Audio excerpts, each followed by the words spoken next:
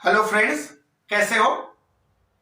आपका हमारे channel home chemistry classes पर स्वागत है। आज बात करने वाले हैं एल्डिहाइड और कीटोन पर ऑक्सीडेशन रिएक्शन। तो चलिए वीडियो को स्टार्ट करते हैं। सबसे पहले पढ़ते हैं यहां पास oxidation of aldehyde. Oxidation of aldehyde. देखिए, जो एल्डिहाइड ग्रुप होता है या फिर कह दे जो कार्बोनिल ग्रुप होता है वह जो कि ऑक्सीडाइज होकर जो कि कार्बोक्सिलिक एसिड का फॉर्मेशन करता है। तो यहां पर एल्डिहाइड के बारे में बात कर ले कि एल्डिहाइड का ऑक्सीडेशन इस तरह से होता है। अगर इस तरह से RC डबल बॉन्ड OH जो कि एल्डिहाइड है और इस एल्डिहाइड पर कोई ऑक्सीडाइजिंग एजेंट डाल दिया जाए, इस तरह से ऑक्सीडाइजिंग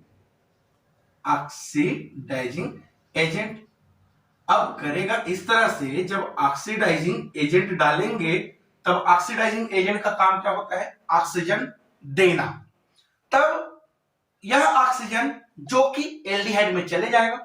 अब एल्डिहाइड में जाकर यह RC डबल बॉन्ड O और यहां पर जो हाइड्रोजन जुड़ा है उससे OH यानी कि यहां ऑक्सीजन चले जाता है, जिससे यहां पास जो कि कार्बोक्सिलिक एसिड का फॉर्मेशन कर लेता है। देखिए, आखिर इस पर हो क्या रहा है कि जो एल्डिहाइड है और इस एल्डिहाइड पर कार्बन और हाइड्रोजन जो कि बॉन्ड है और इस पर हम लोग क्या किए हैं? ऑक्सीडाइजिंग एजेंट मिलाए हैं। अब ऑक्सीडाइजिंग एजेंट क्या करेगा? इस कार्बन ऑक्सीजन बॉन्ड या फिर कह दे इस एल्डिहाइड को जो कि ऑक्सीडाइज कर देगा और जब ऑक्सीडाइजिंग करेगा उस कंडीशन में यह कार्बन हाइड्रोजन बॉन्ड ब्रेक हो जाएगा। फिर इस ऑक्सीजन के साथ ऑक्सीजन हाइड्रोजन के साथ ऑक्सीजन जुड़ जाएगा और यहां पास कार्बन ऑक्सीजन के साथ नए बॉन्ड का फॉर्मेशन कर लेता है जो कि कार्बोक्सिलिक एसिड कहलाता है। और इसमें एक खास बात यह है जिसे नोट्स करके लिखा जा सकता है कि जो एल्डिहाइड और जो कार्बोक्सिलिक एसिड है तो और इस कार्बोक्सिलिक एसिड पर समान संख्या वाले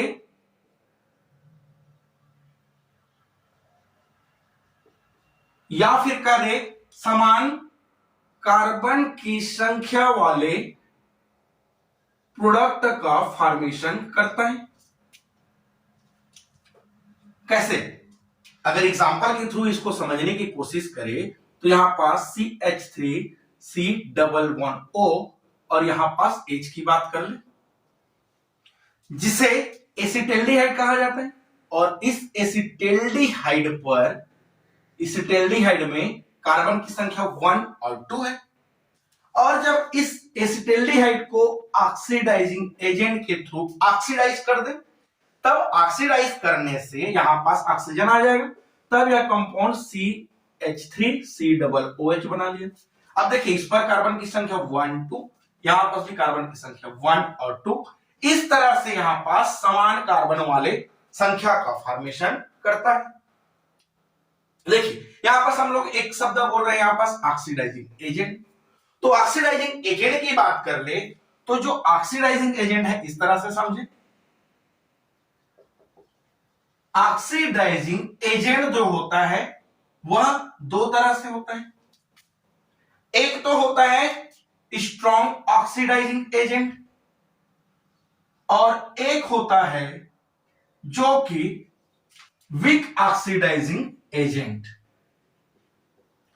और जो स्ट्रॉन्ग ऑक्सीडाइजिंग एजेंट है इनकी एग्जांपल की बात कर ले तो इसकी एग्जांपल इस तरह से है। जो एसिडिफाई होता है, example nitric acid, acidify KMnO4 potassium permanganate और एग्जांपल यहां पास K2Cr2AO7 जिसे पोटेशियम डाइक्रोमेट कहा जाता है। यह सब जो कि एसिडिफाई। और अगर विक ऑक्सीडाइजिंग एजेंट की बात कर ले तो विक ऑक्सीडाइजिंग एजेंट पर है जो कि टॉलिन रीजेंट, और उसके अलावा है फेलिंग सॉल्यूशन। और थर्ड नंबर की बात एक कर ले तो यहां पास एक और पढ़ेंगे जिसे बेनेडिक्ट सॉल्यूशन कहा जाता है। यह क्या है? Strong oxidising agent. यह क्या है? जो कि वीक ऑक्सीडाइजिंग एजेंट। और जो एल्डिहाइड होता है वह स्ट्रॉन्ग या वीक ऑक्सीडाइजिंग एजेंट, इन दोनों पर जो कि एल्डिहाइड ग्रुप ऑक्सीडाइज होकर जो कि कार्बोक्सिलिक एसिड का फॉर्मेशन करता है। देखिए यहां पर क्वेश्चन यह है कि क्या कारण है कि एल्डिहाइड वीक ऑक्सीडाइजिंग एजेंट और स्ट्रॉन्ग ऑक्सीडाइजिंग एजेंट दोनों पर ऑक्सीडाइजिंग हो जाता है। तो इसकी आंसर यह है कि जो एल्डिहाइड ग्रुप होता है, इस एल्डिहाइड ग्रुप पर कार्बन हाइड्रोजन बॉन्ड की वजह से यह वीक ऑक्सीडाइजिंग एजेंट पर भी ऑक्सीडाइज हो जाता है। अगर एग्जांपल की बात कर ले स्ट्रॉन्ग ऑक्सीडाइजिंग एजेंट के थ्रू एल्डिहाइड का ऑक्सीडेशन तो इस तरह से है। अगर यहां पर बात कर ले CH3 CH2 C double bond O और H, इसकी कार्बन की संख्या 1 2 3 और 3 है, तब इसे जो कि प्रोपेन कहते हैं। और यहां पर एल्डिहाइड ग्रुप है तो प्रोपेनेल्डिहाइड। और अगर इस प्रोपेनेल्डिहाइड पर ऑक्सीडाइजिंग एजेंट चाहे KMnO4 या फिर K2Cr2O7 के साथ ऑक्सीडाइज करा दिया जाए और यह जो कि एसिडिक फॉर्म पर है, तब इसकी जो प्रोडक्ट है इस तरह से हो जाएगा। यह ऑक्सीजन जो कि कार्बोक्सिलिक ग्रुप बना लेगा, तब यहां से क्या हो जाएगा CH3 CH2 और यहां पास C डबल OH। इस तरह से यहां पास जितना कार्बन यहां पास रिएक्टेंट पर था उतना ही कार्बन इस प्रोडक्ट में बन जाता है।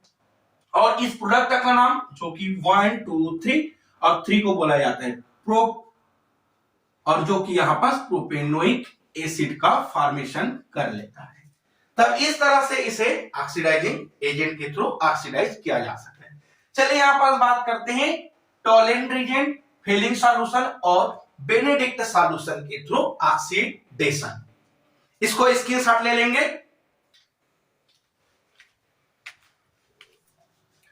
चलिए यहां पास बात करते हैं जो एल्डिहाइड का वीक ऑक्सीडाइजिंग एजेंट है उसके द्वारा ऑक्सीडेशन। तो फर्स्ट नंबर है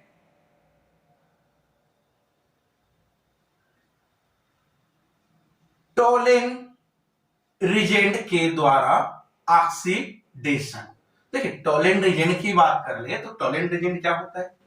अगर इस तरह से अमोनिकल सिल्वर नाइट्राइड को, इस तरह से अमोनिकल सिल्वर नाइट्रेट को जो कि टॉलेंट रिजेंट कहते हैं। अब टॉलेंट रिजेंट बनता कैसे? तो देखिए टॉलेंट रिजेंट इस तरह से बनता है कि सबसे पहले जो सिल्वर नाइट्रेट है, इस सिल्वर नाइट्रेट में बूंद बूंद करके सोडियम हाइड्रोक्साइड को डाला जाता है। और जब सोडियम हाइड्रोक्साइड डालते हैं तब उस कंडीशन में यहां पास ये आपस में रिएक्शन करेगा, जो कि सिल्वर है वो हाइड्रोक्साइड के साथ रिएक्शन कर लेगा, सिल्वर हाइड्रोक्साइड बना लेगा। और सोडियम जो है वह नाइट्रेट के साथ रिएक्शन करके सोडियम नाइट्रेट का फॉर्मेशन कर लेगा। और जब यहां पर सोडियम हाइड्रोक्साइड का फॉर्मेशन किया है तब जो सोडियम हाइड्रोक्साइड है वह उस जगह में रुक तो नहीं सकता है, वह तुरंत फिर से रिएक्शन कर लेता है और यहां से जो कि सिल्वर ऑक्साइड बाहर निकाल देता है और जो कि H2O बना लेता है। देखिए और यही सिल्वर ऑक्साइड है जिसकी वजह से यहां पास जो एल्डिहाइड है वह ऑक्सीडाइजिंग होने वाला है। अब क्या होता है, जो सिल्वर ऑक्साइड बना हुआ है उस केमिकल पर, तो तुरंत क्या होगा, उस सिल्वर नाइट्रेट ऑक्साइड बना रहेगा उस पर अमोनियम हाइड्रोक्साइड तुरंत डालेंगे, और जब अमोनियम हाइड्रोक्साइड डालेंगे उस कंडीशन में जो सिल्वर है वह अमोनिया के साथ जो कि जुड़ जाता है और इस तरह से जो कि टोलेंट रीजेंट का फॉर्मेशन कर लेता है। उसके साथ साथ यहां से जो अमोनिया है वह भी बाहर निकलता है और H2O वो भी बाहर निकलते हैं। तो इस तरह से जो कंपाउंड बनता है वह जो कि टोलेंट रीजेंट कहलाता है। अब देखो, जो टोलेंट रीजेंट बनाएंगे उसे हम लोग तुरंत तैयार करेंगे, और तुरंत तैयार करेंगे तब उस कंडीशन में अगर एल्डिहाइड में डालेंगे तब क्या होगा, जो यहां पास टेस्ट ट्यूब है, सपोज ये टेस्ट ट्यूब है, अब इस टेस्ट ट्यूब में सपोज यहां से एल्डिहाइड डाल दिए। अब एल्डिहाइड डालने के बाद जो अमोनियम सिल्वर नाइट्रेट है या टोलेंट रीजेंट है उसको डाल देंगे। अब दोनों आपस में क्या करेगा, इस तरह से रिएक्शन करके जो टेस्ट ट्यूब है उस टेस्ट ट्यूब के किनारे पर ऐसा उसके ग्लास पर जो कि एक मिरर फॉर्मेशन कर लेगा, यानी कि यह बोल दे सिल्वर मिरर का फॉर्मेशन कर लेते हैं। जिसको अगर टेस्ट ट्यूब को अगर इस तरह से, अगर टेस्ट ट्यूब है और इस टेस्ट ट्यूब के किनारे पर क्या है, सिल्वर मिरर बने रहेगा, और इसे अगर ऐसे फेस देखेंगे तो हमारा फेस भी वहां पर दिखता है। देखिए अगर कैसे, यहां पास मान लो यह क्या है, एल्डिहाइड है, और अगर इस एल्डिहाइड के साथ में टोलेंट रीजेंट को मिला दिया जाए इस तरह से, सिल्वर जो अमोनिया है इसको मिला दिया जाए यहां पास। देखिए मैं यहां पास आयंस को नहीं लिख रहा हूं, है ना, चाहे तो लिख लो, ये लो आयंस को लिखे या ना लिखे वो अलग चीजें हैं। अब क्या करेगा, दोनों आपस में रिएक्शन कर लेगा। अब रिएक्शन में क्या करेगा, यहां से जो ऑक्सीजन है वह क्या है, इसमें क्या होने वाला है, इस तरह से जो सिल्वर के साथ इसमें सिल्वर ऑक्साइड का फॉर्मेशन होगा, बोले इससे सिल्वर ऑक्साइड फॉर्मेशन होगा, और जो ऑक्सीजन है एक ऑक्सीजन इसको देगा, तब उस कंडीशन में बनाएगा इस तरह से RCOOH माइनस आयन जो कि कार्बोक्सिलिक एसिड बना लेता है या कार्बोक्सिलिक आयन बना लेता है, और उसके बाद इस पर जो सिल्वर ऑक्साइड है उस सिल्वर ऑक्साइड का या फिर बोल दे सिल्वर मिरर बना लेता है। तो इस तरह से जो एल्डिहाइड है वह सिल्वर मिरर फॉर्मेशन करता है, और इसके बाद यहां से अमोनिया और H2O जो कि बाहर निकल जाता है। तो इस तरह से टोलेंट रीजेंट के थ्रू जो कि एल्डिहाइड है उस एल्डिहाइड का यहां पास रिडक्स ऑक्सीडेशन कराकर कार्बोक्सिलिक एसिड का फॉर्मेशन कर सकते हैं। अगर सेकेंड नंबर की बात कर ले जो कि फेलिंग सॉल्यूशन पर, अगर फेलिंग सॉल्यूशन की अगर बात कर ले सबसे पहले, तो फेलिंग सॉल्यूशन इस तरह से है कि सबसे पहले तो एक ए रहता है फेलिंग ए, और फेलिंग ए की बात कर ले तो इस तरह से कॉपर सल्फेट को फेलिंग ए कहा जाता है, और इस फेलिंग ए पर यहां पास फेलिंग बी जिसे सोडियम हाइड्रोक्साइड होता है। जब फेलिंग ए है कॉपर सल्फेट और उस पर फेलिंग बी सोडियम हाइड्रोक्साइड मिला दिया जाए तब उस कंडीशन में यहां से कॉपर हाइड्रोक्साइड का फॉर्मेशन कर लेता है, इस तरह से कॉपर हाइड्रोक्साइड, और जो सोडियम है वह सल्फेट को लेकर बाहर निकल जाता है,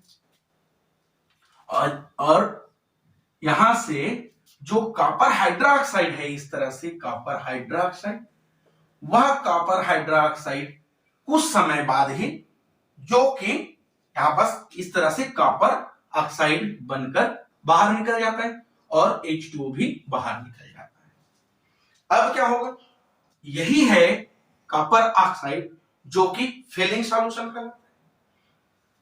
अब कोई एल्डिहाइड ग्रुप ले ले, इस तरह से एल्डिहाइड ग्रुप है, और इस एल्डिहाइड ग्रुप पर कॉपर ऑक्साइड या फिर फेलिंग सॉल्यूशन ऐड कर दिया जाए। जब फेलिंग सॉल्यूशन ऐड करेंगे तब इस फेलिंग सॉल्यूशन के एक ऑक्सीजन इस एल्डिहाइड में चले जाएगा और यहां से जो कि कार्बोक्सिलिक एसिड का फॉर्मेशन कर लेगा, और यहां से एक ऑक्सीजन निकला है, तब उस कंडीशन में यहां पास CO2O और यह क्यूप्रिक ऑक्साइड जो रहता है वह जो कि रेड ब्राउन पीपीटी का फॉर्मेशन कर लेता है या फिर रेड पीपीटी का फॉर्मेशन कर लेता है, जिससे यह कंफर्म हो जाता है कि जो एल्डिहाइड है वह ऑक्सीडाइजिंग होकर जो कि कार्बोक्सिलिक एसिड का फॉर्मेशन कर लेता है। अगर थर्ड नंबर की बातें करें जो कि बेनेडिक्ट सॉल्यूशन, अब बेनेडिक्ट सॉल्यूशन पर ऐसा है, थर्ड नंबर ऑप्शन लिख देंगे यहां पास, बेनेडिक्ट सॉल्यूशन।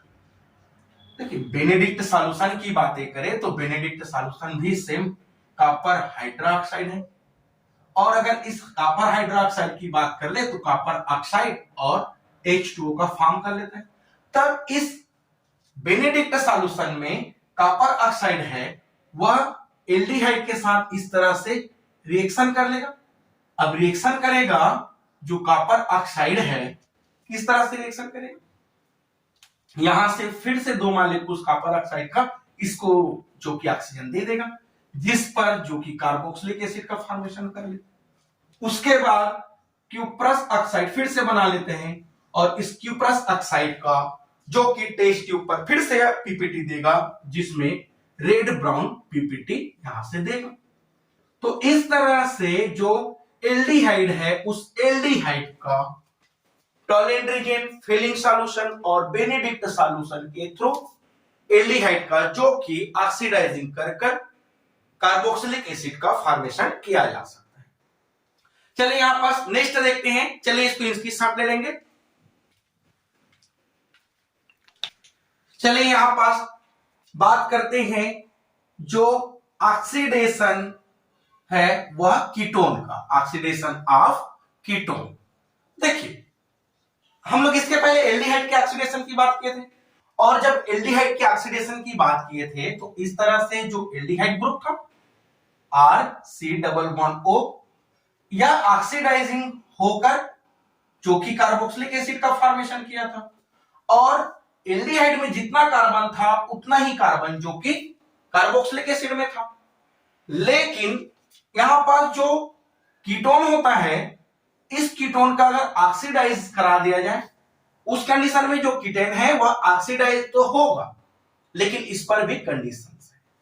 ऑक्सीडाइजिंग होने के लिए यहां पास टेम्परेचर की जरूरत पड़ेगी, वो भी हाई टेम्परेचर की जरूरत पड़ेगा, और उसके बाद इस कार्बन पर जितना संख्या है उतना संख्या यहां से जो कार्बोक्सिलिक एसिड का फॉर्मेशन करने वाला है, इस कार्बोक्सिलिक एसिड में जितना कार्बन होगा उससे कम कार्बन रहेगा, तब उस कंडीशन में जो कि ऑक्सीडाइजिंग होगा। हम लोग फर्स्ट नंबर की बात की यहां पर, सबसे पहला तो यह है कि जो कीटोन है वह स्ट्रॉन्ग ऑक्सीडाइजिंग एजेंट पर ही ऑक्सीडाइज होता है, पर ही ऑक्सीडाइज होता है।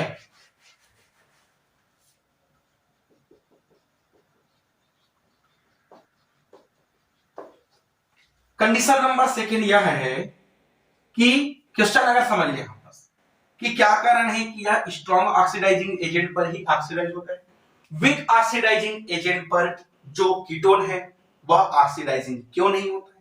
तो इसके आंसर इस तरह से है, अगर जो कीटोन है इस तरह से कीटोन, इस कीटोन में वीक ऑक्सीडाइजिंग एजेंट डाल दिया जाए, जैसे कि फेलिंग सॉल्यूशन, बेनेडिक्ट सॉल्यूशन या टॉलेंट रीजन, इस तरह से वीक ऑक्सीडाइजिंग एजेंट डालने से यह कीटोन ऑक्सीडाइज नहीं होगा, क्योंकि जो कीटोन है उसके कार्बन पर, यहां से जो कार्बन है वहां पास हाइड्रोजन नहीं है, इसीलिए जो कीटोन है वह वीक ऑक्सीडाइजिंग एजेंट पर ऑक्सीडाइज नहीं होगा। कंडीशन नंबर सेकेंड, जो कीटोन है वह कीटोन जो कि हाई टेम्परेचर पर ऑक्सीडाइजिंग होगा, यहां पर स्ट्रॉन्ग एजेंट डालेंगे, स्ट्रॉन्ग ऑक्सीडाइजिंग एजेंट, चाहे KMnO4 हो या फिर K2Cr2O7 डाल दे, उसके साथ साथ टेम्परेचर भी जो कि हाई होना चाहिए।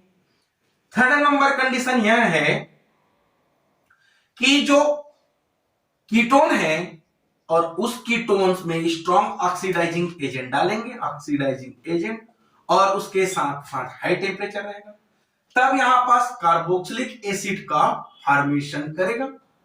लेकिन जो कीटोन से कार्बोक्सिलिक एसिड का फॉर्मेशन कर रहा है उस पर जो कीटोन के कंपेयर में कार्बोक्सिलिक एसिड में कार्बन की संख्या समान नहीं रहता बल्कि कमी हो जाती है।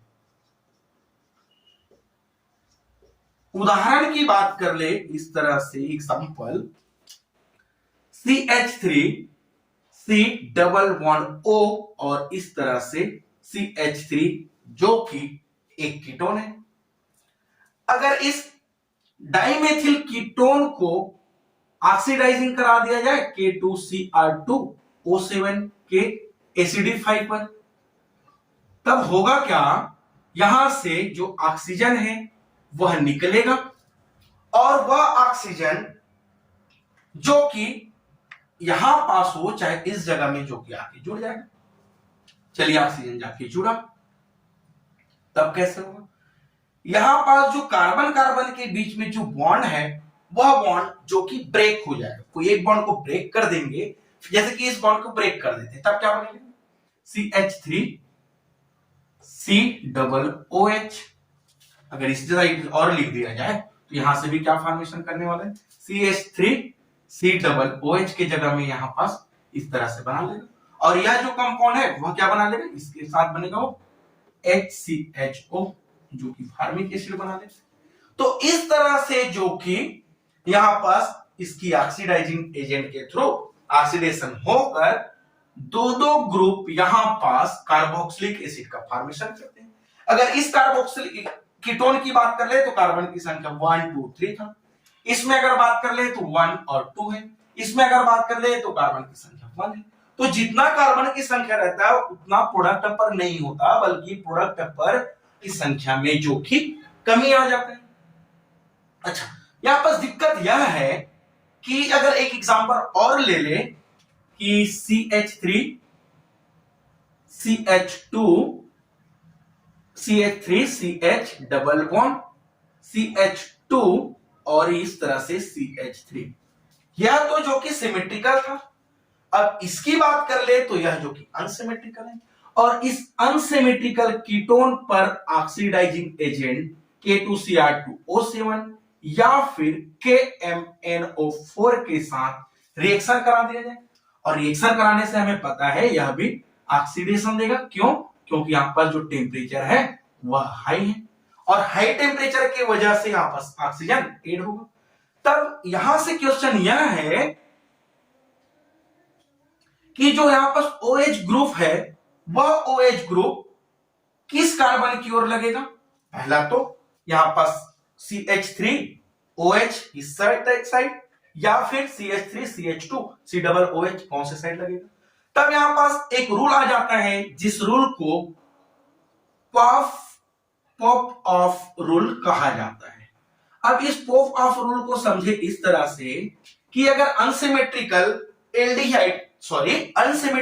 कीटोन पर, जो कि अनसिमेट्रिकल कीटोन पर कार्बन और ऑक्सीजन की जो ग्रुप है वह उस कार्बन श्रृंखला की ओर जाएगा, की ओर जाता है जिधर कार्बन की संख्या या कार्बन श्रृंखला की संख्या कमी हो। चलिए क्लियर हो गया यहां पर बात। पॉप ऑफ रूल होता है वह क्या है, जो कार्बन ऑक्सीजन के बीच में जो डबल बॉन्ड वाला है वह उस कार्बन की ओर जाएगा या उस कार्बन श्रृंखला की ओर जाएगा जिधर कार्बन की संख्या कमी हो। चलिए यहां से अगर बात करें, अगर इसको ब्रेक करें तो 1 2 इस साइड को ब्रेक करें तो 1, ठीक है 1, तो OH किधर जाएगा 1 की ओर, जो कि कार्बन की संख्या कमी है। क्यों, यहां पास पॉप ऑफ तो यही बोला है। तो यहां से प्रोडक्ट क्या बनेगा, जो कि CH3 COOH एसिटिक एसिड बना लेते हैं, और यहां से जो कंपाउंड है वह CH3 COOH इस तरह से जो कि मॉलिक्यूल्स बना लेता है।